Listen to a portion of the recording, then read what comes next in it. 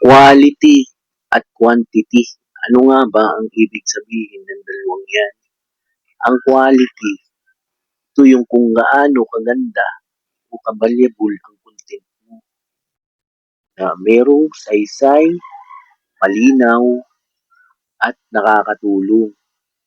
Ang quantity, ito yung kung gaano karami ang post mo o content na ginagawa mo. Sabayan mo pa ng diskarte. Kailangan may quality ka. Pero tuloy-tuloy ang pag-upload. Hindi sapat kasi ang dami lang pero wala namang kwenta. At hindi sapat yung ganda pero isang beses lang. Follow and share mga kaibigan. Kung may natutunan. Mga pala si Joel Abilia, bibigay ng alam.